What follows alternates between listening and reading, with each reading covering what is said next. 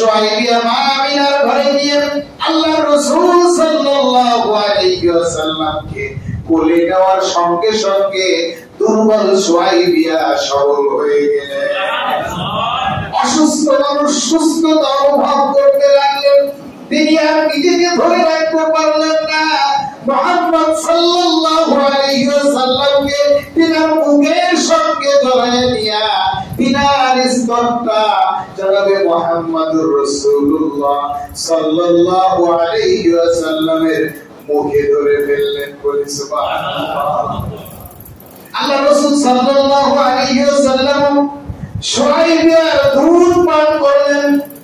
বিশ্ব মানবতাকে জানান দিলেন আল্লাহ পাক রব্বুল আলামিন যাকে দুনিয়ার জমিনে পাঠিয়েছেন সে আল্লাহর বান্দা বান্দি, তাকে অবজ্ঞা করার অবহেলা করার কোনো সুযোগ নাই। আমি রাহমাতুল লিল আলামিন বিশ্ব জাহানের মেসেঞ্জার প্রফেট হওয়ার পরেও একজন দাসী করে উঠে আমি তার দুগ্ধ পান করতে কৃপণতা করলাম না, অবহেলা করলাম না। সুতরাং দুনিয়ার মানুষ, তোমরা কোন মানুষকে ছোট করে দেখতে পারো না। একটু জবান খুলে বলেন সুবহানাল্লাহ। ওই সমস্যার একজন আল্লাহ পাক রব্বুল আলামিনের দরবারে শুকরিয়া আদায় করে বলছি আলহামদুলিল্লাহ। লক্ষ কোটি দরুদ ও সালাম বিশ্ব মানবতার মুক্তির দূত আখে নামদার তাজদারে মদিনা রহমতের ভান্ডার, উম্মতের ভান্ডার, রাহমাতুল লিল আলামিন জনাবে মুহাম্মদুর রাসূলুল্লাহ সাল্লাল্লাহু আলাইহি ওয়াসাল্লাম। সম্মানিত হাজিরিন, সম্মানিত মুসল্লিয়ানে কিরাম, সম্মানিত মুরব্বিয়ানে আযম, আল্লাহ পাক রব্বুল আলামিন পবিত্র কালামে হাকিমের মধ্যে ইরশাদ করে বলেন ওয়া মুবাশশিরাম বিরাসূলিন ইয়াতি মিন বা'দি ইসমুহু আহমদ। বলেন সুবহানাল্লাহ। আল্লাহ পাক রব্বুল আলামিন ঈসা আলাইহিস সালামকে তাওরীতের মধ্যে সংবাদ দিয়ে দিলেন আপনার পরে আমি একজন সুসংবাদদাতা, আমি একজন প্রফেট, একজন পয়গম্বর, একজন রাসূল পৃথিবীর জমিনে প্রেরণ করব যার নাম হবে আহমদ। বলেন সুবহানাল্লাহ। জনাবে মুহাম্মদুর রাসূলুল্লাহ সাল্লাল্লাহু আলাইহি ওয়াসাল্লামের আরো একটি উল্লেখযোগ্য নাম হচ্ছে আহমদ। কি বলেন? আহমদ। আমরা সকলেই জানি, তাই না? একটু মুযাকারা করে নিই। আল্লাহ পাক রব্বুল আলামিন অপর এক আয়াতের মধ্যে ইরশাদ করে বলেন আল্লাযীনা ইয়াত্তাবিউনা আর-রাসূলান নাবিয়্যাল উম্মিয়্যাল্লাযী ইয়াজিদুনাহু মাকতুবান ইনদাহুম ফিত তাওরাতি ওয়াল ইনজিল। বলেন সুবহানাল্লাহ।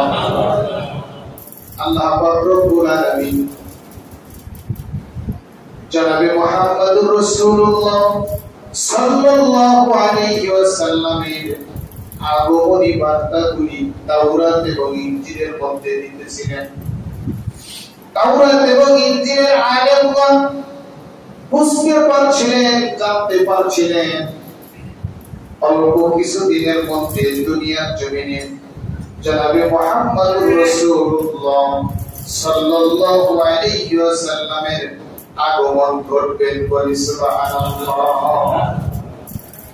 পৃথিবীর জমিনে কত নিদর্শনাবলী বয়ে গেল। হাবিবে কিবরিয়া সাল্লাল্লাহু আলাইহি ওয়াসাল্লামের পিতা এবং মাতার বিবাহের হিস্টরি আমরা সকলেই জানি। আল্লাহ পাক রব্বুল আলামিনের ফয়সালা অনুযায়ী আব্দুল্লাহ এবং আমিনার মধ্যে বিবাহ শাদী সম্পন্ন হয়ে গেল। বিবাহ শাদী সম্পন্ন হওয়ার কিছু দিনের মাথায় আল্লাহর হাবিব সাল্লাল্লাহু আলাইহি ওয়াসাল্লাম যখন মাতৃগর্ভে প্রবেশ করলেন, আল্লাহর হাবিব সাল্লাল্লাহু আলাইহি ওয়াসাল্লামের পিতা ইচ্ছা পোষণ করলেন ব্যবসার জন্য সিরিয়ায় যাবেন।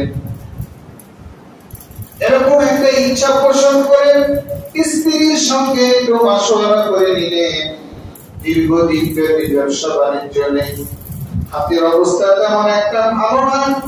আর আমরা ব্যবসায়িক এবং সম্ভ্রান্ত বংশের সন্তান, একটু ব্যবসার কাজে আমি শিখে যেতে চাই।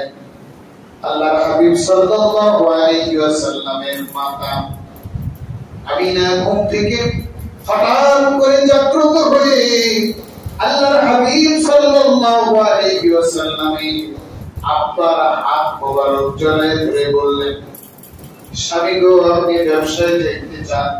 আমি কি এমন স্বপ্ন দেখলাম জানেন নাকি? আমার হৃদয় চমকে গিয়েছে, আমি আশ্চর্য হয়ে গিয়েছি, আমি তো ভয় পেয়ে গিয়েছি। আব্দুল্লাহ বলছে, কি এমন স্বপ্ন দেখলে যার কারণে তুমি ভীতু হয়ে গেলেন? বলে, আমি ঘুমাইতে ঘুমাইতে হঠাৎ করে দেখলাম এই বালুকাময় মরুরাশিতে আমরা বসবাস করি, কিন্তু কোথায় যেন আমি আর আপনি একটা নদীতে সফর করতেছি। একটা নৌকায় আপনি উঠেছেন, আমিও উঠেছি, কিন্তু নৌকার দুর্ঘটনার কারণে কোথায় যেন আপনি পানির তলে হারিয়ে গেলেন। আপনার হাতটা আমি আর ধরে রাখতে পারলাম না। সুতরাং আমার আশঙ্কা হয় আপনি হয়তো এই ব্যবসার সফরে যাওয়ার পরে আর ফিরে আসতে পারবেন না। আপনার সন্তান আমার গর্বে, আমি আপনার কাছে অনুরোধ করি আপনি অন্তত পক্ষে এইবারে ব্যবসায়িক সফরটাকে স্থগিত করে দেন। আব্দুল্লাহ বললেন, গর্ভাবস্থায় মেয়েরা বিভিন্ন রকমের স্বপ্ন দেখে, এমন কোন স্বপ্নই হয়তো বা তুমি দেখেছো, ভয়ের কোনো কারণ নাই, চিন্তার কোনো কারণ নেই।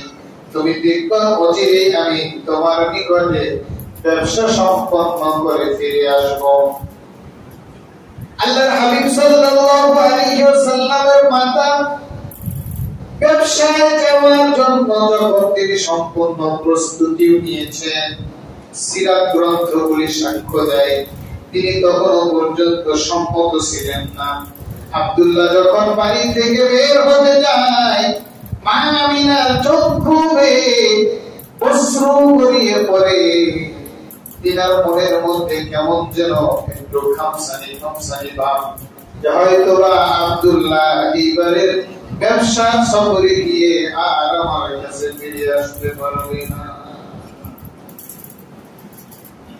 কিছুদিন না যেতে ব্যবসায়িক কাফেলা যখন ব্যবসা সম্পন্ন করে মক্কায় পদার্পণ করবে, আল্লাহ রাসূল সাল্লাল্লাহু আলাইহি ওয়াসাল্লামের দাদা ওই ব্যবসায়িক কাফেলার দিকে দূর মরুপ্রান্তরে দৃষ্টি নিক্ষেপ করে হঠাৎ করে বুঝতে পারলেন আমার সন্তান এই কাফেলায় না।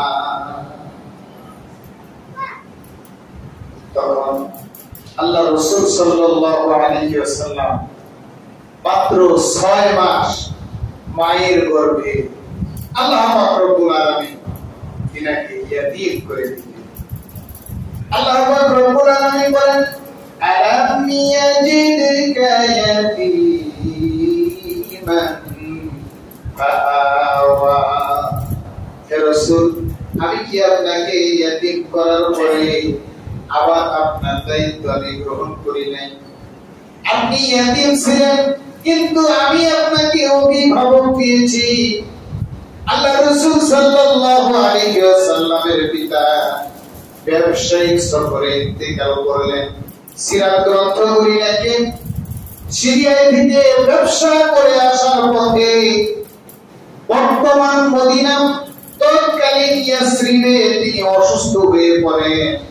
মাত্র 25 বছর বয়সে সবেমাত্র বিবাহ শাদী করেছেন, সন্তান সম্ভবা স্ত্রীকে রেখে ব্যবসার কাজে গিয়েছেন। অধিকাংশ সিরাত গ্রন্থগুলি লেখে আল্লাহ রাসূল সাল্লাল্লাহু আলাইহি ওয়াসাল্লামের পিতার বয়স হয়েছিল মাত্র 25 বছর। অসুস্থতা অনুভব করলেন, মদিনায় আল্লাহ রাসূল সাল্লাল্লাহু আলাইহি ওয়াসাল্লামের নানার বাড়ির আত্মীয় স্বজনদের কারো বাড়িতে ইন্তেকাল করেন। ব্যবসায়িক কাফেলা যখন মক্কায় আসলো, আব্দুল মুত্তালিব দেখতে পারলো এই ব্যবসায়িক সফরে আমার কলিজার টুকরা আব্দুল্লাহ মা আমিনা কি কর্তব্য বিমূঢ় হয়ে পড়লেন। আল্লাহ পাক রব্বুল আলামিন তিনার হাবিব সাল্লাল্লাহু আলাইহি ওয়াসাল্লামকে দুনিয়ার জমিনের নিপীড়িত নিগৃহীত অসহায় ইয়াতীমদের সরদার করবেন বিধায় তিনার পিতাকে তিনি মাতৃগর্ভে থাকা অবস্থায় নিয়ে চলে গেলেন। ইয়াতীমদের সরদার হলেন জনাবে মুহাম্মদুর রাসূলুল্লাহ সাল্লাল্লাহু আলাইহি ওয়াসাল্লাম। সময় গড়াতে লাগলো। আল্লাহর রাসূল সাল্লাল্লাহু আলাইহি ওয়াসাল্লাম ভূমিষ্ঠ হওয়ার সময় আস্তে আস্তে এগোতে লাগলো। আল্লাহ পাক রব্বুল আলামিন মা আমিনার ভিতরে সিম্পটমগুলি ফুটিয়ে তুলতেছিলেন। কিন্তু মা আমিনা বলেন, মেয়েদের কাছে শুনেছি সন্তান পেটে থাকা অবস্থায় মায়েদের কত কষ্ট হয়, সন্তান মায়েদেরকে কত কষ্ট দেয়, সন্তান আস্তে আস্তে বড় হইতে থাকলে মায়েরা ঘুমাইতে পারে না। কিন্তু আমার কলিজার টুকরা মুহাম্মদ যখন আমার পেটে ছিল আমি বিন্দু মাত্র কষ্ট অনুভব করি না। আল্লাহ রাসূল সাল্লাল্লাহু আলাইহি ওয়াসাল্লামের শান, তিনি মায়ের পেটে থেকে কোনদিন তিনার মাকে লাথি দেন নাই। বলেন সুবহানাল্লাহ। আরো কত নিদর্শন পরিস্ফুটিত হতে থাকলো। আল্লাহ রাসূল সাল্লাল্লাহু আলাইহি ওয়াসাল্লাম দুনিয়ার জমিনে যখন আগমন করবে সেই সময়ে রোম পারস্যে খুব দাপট ছিল। তিনারা ছিল তৎকালীন সময়ের পরাশক্তি। রোমের 100 বছরের অগ্নিকুণ্ড তারা অগ্নি পূজা করত। 100 বছর ব্যাপী যেই অগ্নিকে তারা নির্বাপন করত না, লিভাইত না, ওই আগুনের তারা পূজা করত। আল্লাহ রাসূল সাল্লাল্লাহু আলাইহি ওয়াসাল্লাম যেই দিন দুনিয়ার জমিনে আসবে আকস্মিকভাবে তাদের নেভানো লাগে নাই। আল্লাহ পাক রব্বুল আলামিন ওই 100 বছরের অগ্নিকুণ্ডকে নিভাইয়া দিলেন। আল্লাহ পাক রব্বুল আলামিন বিশ্ব মানবতাকে জানান দিলেন, যারা গায়রুল্লাহর ইবাদত করে তাদেরকে নিপাত করার জন্য আমি আমার বন্ধুকে, আমার হাবিবকে দুনিয়ার জমিনে পাঠাইতেছি। বলেন সুবহানাল্লাহ। পারস্যের উঁচু উঁচু 14টি বিল্ডিং ছিল যেটা নিয়ে তারা গর্ববোধ করত। যারা নিজেদেরকে খুব দামি মনে করত।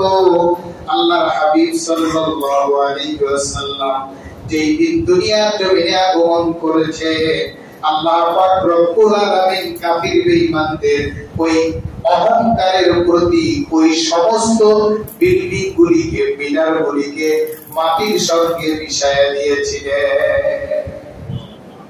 এরকম বিভিন্ন ঘটনা সংঘটিত হল। আল্লাহর হাবিব সাল্লাল্লাহু আলাইহি ওয়াসাল্লাম দুনিয়ার জমিনে চলে আসলেন।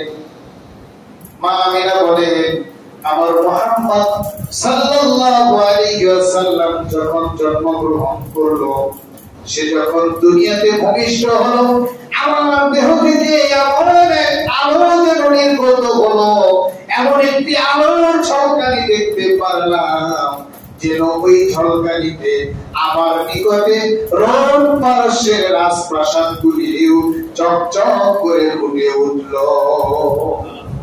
আমি যেন দূর দেশে সব কিছু আলোর ঝলকানিতে দেখতে পারলাম। বলেন সুবহানাল্লাহ। দুনিয়ার জমিনে এলান হয়ে গেল। মানুষেরা কেমনে যেন মুখে মুখে জানতে পারলো এমন একটি সন্তান দুনিয়ার জমিনে জন্মগ্রহণ করেছে, যেই সন্তানের দিকে দৃষ্টি দিলেই মায়া লাগে, ভালোবাসা জাগে, কোলে নিতে মনে চায়, আদর করতে মনে চায়। এমনকি আল্লাহ রাসূল সাল্লাল্লাহু আলাইহি ওয়াসাল্লাম সুবহে সাদিকের সময় দুনিয়ার জমিনে আসলেন। মা আমেনা বলেন, সকালের সূর্যটা পূর্ব দিগন্ত থেকে যখন উদিত হইতেছিল, আমার কাছে মনে হচ্ছিল আকাশের সূর্যটা জানালা দিয়ে উকি দিয়ে দিয়ে আমার সন্তানকে দেখতে চাচ্ছিল। মানে এমন ভাবে নুয়ে দিয়ে উঠছিল যে সূর্য যেন উকি মেরে মেরে আমার মুহাম্মদকে দেখতে চায়। বলেন সুবহানাল্লাহ। আল্লাহর হাবিব সাল্লাল্লাহু আলাইহি ওয়াসাল্লাম দুনিয়ার জমিনে আসলেন, মায়ের দুধ পান করলেন। আবু লাহাবের একজন দাসী ছিল যার নাম ছিল সুহাইবিয়া। এই দাসীকে আবু লাহাব এক সেকেন্ডের জন্য তার চোখের আড়াল হতে দিত না। এমন জুলুম নির্যাতন ওই সুহাইবিয়াকে আবু লাহাব করত, খুব জুলুম নির্যাতনের মধ্যে রাখত। ওই সুহাইবিয়া আবু লাহাব হঠাৎ করে কোথাও যাওয়ার কারণে সুহাইবিয়া যখন শুনতে পারলো মা আমিনা সন্তান প্রসব করেছে, ওই সন্তানকে যারাই কোলে নিচ্ছেন তারাই শান্তি অনুভব করছে, তাদের হৃদয় ঠান্ডা হয়ে যাচ্ছে, অসুস্থ মানুষগুলি সুস্থ হয়ে যাচ্ছে, মানুষের ভিতরে ভালো লাগা কাজ করছে। সুহাইবিয়া চিন্তা করলো জীবনের শান্তি তো পেলাম না, আবু লাহাবের দাসী হওয়ার কারণে আমার উপরে জুলুম নির্যাতনের যে স্টিমরোলার চলে, আমি যদি সন্তানটাকে একটু বলে নিতে পারি হয়তোবা আমার হৃদয়ে একটু শান্তি অনুভব করব। এই জন্য এবার সুহাইবিয়ার হঠাৎ করে মনে হলো আমি যদি আমিনার ঘরে বসে থাকি আর আবু লাহাব এসে যদি আমাকে না পায় তাহলে তো সে ক্ষিপ্ত হয়ে যাবে, রাগান্বিত হয়ে যাবে, আমার উপরে আবার জুলুম করবে। সুহাইবিয়া আবু লাহাবের ঘরে ফিরে যেতেই দেখলো আবু লাহাব উপস্থিত, ক্ষিপ্ত হয়ে গেল, রাগান্বিত হয়ে গেল। কোথায় গিয়েছিলেন সুহাইবিয়া?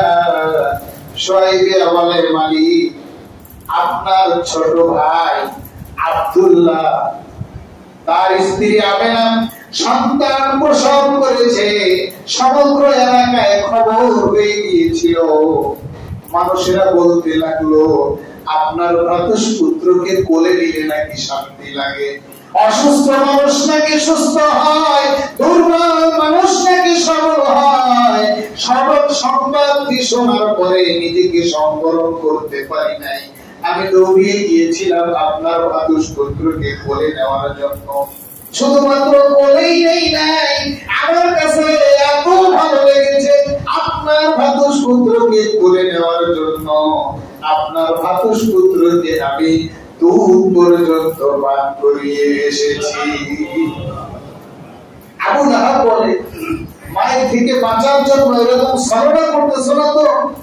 আচ্ছা ঠিক আছে, আমি গিয়ে দেখে আসি, যদি ঘটনা সত্য হয়, যদি আমার ভ্রাতুষ্পুত্রকে দেখার জন্যই যাও আর গিয়ে যদি তুমি আমার ভ্রাতুষ্পুত্রকে দুধই পান করিয়ে থাকো, তাহলে আজকের জন্য আমি তোমাকে মাফ করে দেব। বলেন সুবহানাল্লাহ। এবার আবু লাহাব সংবাদ পেয়ে আল্লাহর রাসূল সাল্লাল্লাহু আলাইহি ওয়াসাল্লামকে দেখতে গেলেন। মানুষদের মুখে শুনলেন কথা সত্য, তিনি এসে সুহাইবিয়াকে মাফ করে দিলেন, আর কোন জুলুম নির্যাতন করলেন না। ঐতিহাসিকগণ লিখেন আবু লাহাবের মৃত্যুর পরে তার কোন সঙ্গীর সঙ্গে দেখা হয়েছে, সে তো চূড়ান্ত ভাবে ইসলামের সঙ্গে বিদ্বেষ রেখেছে, তার বিরুদ্ধে আল্লাহ পাক রব্বুল আলামিন সূরা অবতীর্ণ করেছেন। কিন্তু আবু লাহাব যখন কোন স্বপ্নযোগে তার কোন বন্ধুর সঙ্গে সাক্ষাৎ হয়েছিল, তাকে জিজ্ঞাসা করেছে তুমি তো মুহাম্মদের সঙ্গে বিরোধিতা করেছো, তার দিন তো তুমি মানো নাই, তোমার হালত কি? তুমি তো মারা গিয়েছো, মুহাম্মদ যে মৃত্যুর পরে আযাবের খবর বলে, এগুলি কি সত্য নাকি? আবু লাহাব বলে শুধু সত্য না, আমার সত্য, আমার কর্মের ফল আমি যথাযথভাবে ভোগ করছি, কিন্তু একদিনের জন্য আমাকে একটু ফুরসত দেওয়া হয়, শাস্তি কম দেওয়া হয়। আমি জিজ্ঞাসা করেছি একদিন কেন আমাকে শাস্তি কম দেওয়া হয়? আমাকে জানানো হয়েছে আমার ভ্রাতুষ্পুত্র মুহাম্মদকে আমার দাসী সুহাইবিয়া দুগ্ধ পান করানোর জন্য আমি তাকে ওই দিন মাফ করে দিয়েছিলাম, কোন প্রকার শাস্তি দিয়েছিলাম না। এই জন্য ওই দিন আমাকে এরকম শাস্তি দেওয়া। আল্লাহ রাসূল সাল্লাল্লাহু আলাইহি ওয়াসাল্লাম আরবের ওই সময়ের স্বভাব ছিল পরিবেশ পরিস্থিতি সার্বিক দিক বিবেচনা করে সন্তানগুলি জন্মগ্রহণ করার পরে মায়েরা লালন পালন করত না। মক্কা নগরীর সন্তানগুলি দত্তক দেওয়া হতো দুধ পান করানোর জন্য, লালন পালন করানোর জন্য। আরবের বেদুইন মহিলাগুলি সন্তানগুলিকে লালন পালন করত। 7 থেকে 8 দিন পরে আরবের সেই প্রত্যন্ত অঞ্চলের বেদুইন মহিলাগুলি তাদের স্বামী সন্তান সহ বিশাল এক কাফেলা নিয়ে মক্কা নগরীতে হাজির হলো। যে মক্কা নগরী ছোট ছোট নবজাতকগুলি দত্তক নেওয়ার জন্য তারা চলে আসলো।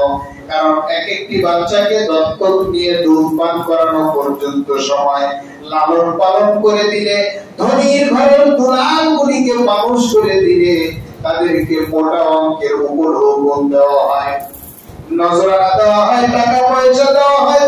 এই জন্য তারা প্রত্যন্ত অঞ্চল থেকে মক্কা নগরীতে গিয়ে ছোট্ট ছোট্ট বাচ্চাদেরকে তারা দত্তক নিয়ে লালন পালন করার জন্য আসতো। বিশাল এক কাফেলার সঙ্গে মা হালিমাতুস সাদিয়া রাদিয়াল্লাহু তাআলা রওনা দিলেন। কিন্তু মা হালিমাতুস সাদিয়া রাদিয়াল্লাহু তাআলা তিনি নিজেও দুর্বল, তিনার উটও দুর্বল, তিনার সন্তান, তিনার দুগ্ধপোষ্য সন্তান দুধ না পাওয়ার কারণে কান্নাকাটি করেন। তিনার বাড়ির গরু ছাগলগুলি অসহায় এতিমের মতো ফেলফেল করে যেয়ে থাকে, কোনো কিছু ভালো করে খায় না। তিনি বিশাল কাফেলার সঙ্গে রওনা দিলেন, দিয়ে পিছ পড়ে গেলেন। সমস্ত বেদুইন নারীগুলি ধনীর ঘরের দুলালগুলিকে গ্রহণ করে চলে আসতে লাগলো। প্রতিমধ্যে আমিনার সঙ্গে দেখা হয়ে বলল, হালিমাতুস সাদিয়ার সঙ্গে দেখা হয়ে বলল, হালিমা মক্কায় আর যেও না, মক্কায় গিয়ে লাভ নাই রে। ধনীর ঘরের সমস্ত দুলালগুলিকে আমরা নিয়ে এসেছি, একটি মাত্র সন্তান যে ইয়াতীম, যার জন্মের পূর্বেই পিতা মারা গিয়েছে। এই সন্তানকে যদি নিয়ে আসো তেমন কোন উপলক্ষ নয়, তোমার নসিবে জুটবে না, তোমার যাওয়ার দরকার নাই। মা হালিমাতুস সাদিয়া রাদিয়াল্লাহু তাআলা বলেন, আমার মনে মানলো না, ওরা সকলেই ধনীর ঘরের দুলাল নিয়ে চলে এসেছে। আমি একটু যাই না, দেখি না এতিম বাচ্চাটাকে কোলে নিয়ে, দেখি না তার অভিভাবকের সঙ্গে কথা বলে যদি কিছু পাই আমার মতো দুর্বল মানুষের জন্য হয়তোবা সেটাই যথেষ্ট হবে। মনে টানছিল না, আমিও যেন ফিরতে চাচ্ছিলাম, কিন্তু আমার দুর্বল কানাটা ফিরতে চাচ্ছিল না। তখন চিন্তা করলাম, যেহেতু রওনা দিয়েছি সেহেতু ওই অসহায় বাচ্চাটাকে আমি দেখে আসি। আমি মক্কা নগরীতে গেলাম, কোন সন্তান পেলাম না, খুঁজে ধনীর ঘরের দুলাল পেলাম না। আমি আমিনার ঘরে প্রবেশ করার পরে শিশু মুহাম্মদের দিকে আমার দৃষ্টি পড়ার সঙ্গে সঙ্গে আমার সমস্ত মন মাইন্ড চেঞ্জ হয়ে গেল। বলেন সুবহানাল্লাহ। আমার ভিতরে ভালো লাগা কাজ করলো, আমার মনে চাইলো এই সন্তানকে আমি একটু কোলে নিয়ে দেখতে চাই। আমি শিশু মুহাম্মদকে যখন কোলে নিলাম, আমার হৃদয়ে শান্তি অনুভব করলাম। আমি দুর্বল মানুষ সবল হয়ে গেলাম। আমার ভিতরে এমন ভালোবাসা কাজ করতেছিল। আমি আমার সন্তানের পিতাকে বললাম, এই সন্তানের জন্য কোন নজরানা আমি নিব না, কোন হাতিয়ার আমি নিব না, কোন পারিশ্রমিক নিব না। ওরা যদি আমাকে কিচ্ছু না দিতে পারে, আমি এই সন্তানকে কোলে নিয়ে যেই শান্তি অনুভব করেছি, এই সন্তানকে আমি রেখে যাব না। সকলে বলেন সুবহানাল্লাহ। আর হালিমাতুস সাদিয়া রাদিয়াল্লাহু তাআলা বলেন, সন্তানটাকে কোলে করে নিয়ে এসে বাহিরে যখন আমার গাধার সঙ্গে আমার গাধার দিকে দৃষ্টি নিক্ষেপ করলাম, দেখলাম আমার দুর্বল গাধাটা মাথা রইয়ে দিয়ে তার দুই চক্ষু বেয়ে অশ্রু পড়ছে। আমি আমার গাধাকে সান্ত্বনা দেওয়ার জন্য মুহাম্মদকে কোলে নিয়ে আমার গাধার কাছে গিয়ে গাধার মাথার সঙ্গে আমার শিশু মুহাম্মদের পাটা যখন লাগিয়ে দিলাম, সঙ্গে সঙ্গে আমার দুর্বল গাধাটা সবল হয়ে গেল। যেন নতুন সাহস ফিরে পেল। আমার সন্তানের পিতা আশ্চর্য হয়ে গেল, কি হচ্ছে রে হালিমা, তুমি কি ধন পেলে, কেমন সন্তান পেলে?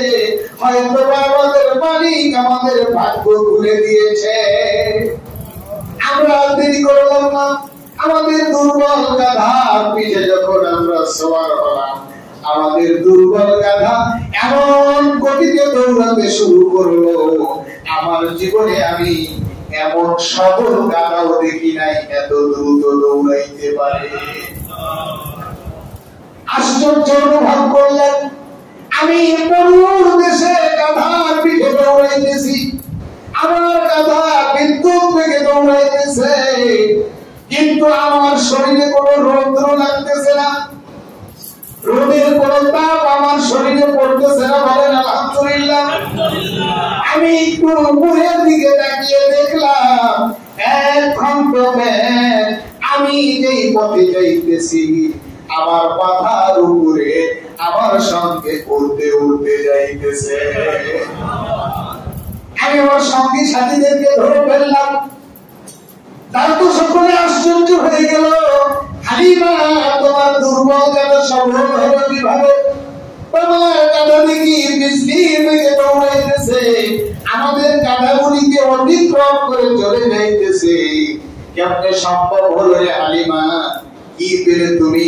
তুমি তো দেখি সুস্থ হয়ে গেছো, তোমার চেহারার পরিবর্তন ঘটে গিয়েছে, তোমার সন্তান তো আর কান্নাকাটি করছে না, তুমি কোন ধন নিয়ে আসলা আর আমরা কোন ধন রেখে এসেছিলাম আমরা বুঝতে পারি নাই রে হালিমা। তুমি এমন সম্পদ গ্রহণ করেছ, আমরা যদি দুনিয়ার সমস্ত ধনীদের দুলালকে লালন পালন না করে তোমার মতো এতিম বাচ্চাটাকে নিয়ে আসতাম, হয়তো আজকে আমাদেরও নসিব করে যেত।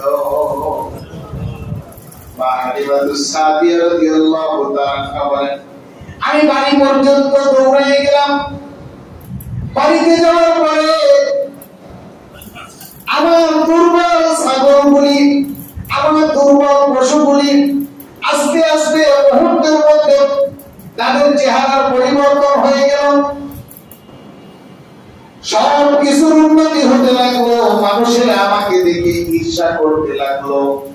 আমার ছাগলগুলি যেই চারণ ভূমিতে নিয়ে যেতাম, মানুষেরা বলতো আমরাও সেই চারণ ভূমিতে আমাদের পশুগুলিকে খাওয়াবো, কিন্তু মানুষেরা তো জানে না হালিমার ঘরে আল্লাহ পাক রব্বুল আলামিন রহমাতুল লিল আলামিন কে ঢুকিয়ে দিয়েছে।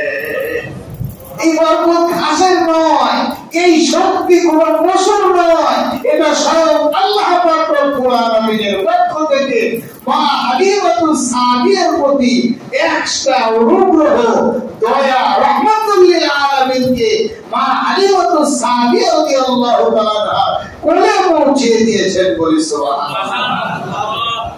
আমার পয়গম্বরের জীবনে কত ঘটনা সংঘটিত হয়েছে আল্লাহ পাক রব্বুল আলামিন তাই তিনার বন্ধুকে একটা সময় যখন তিনি ভেঙে পড়েছিলেন, কাফির বেঈমানদের অত্যাচার সহ্য করতে পারছিলেন না, এমন সময় আল্লাহ পাক রব্বুল আলামিন সান্ত্বনা দিয়ে বললেন, আলাম ইয়াজিদিকা ইয়াতীমান ফাআওয়া ওয়া ওয়াজাদাকা দাল্লান ফাহাদা ওয়া ওয়াজাদাকা আইলান ফাআগনা।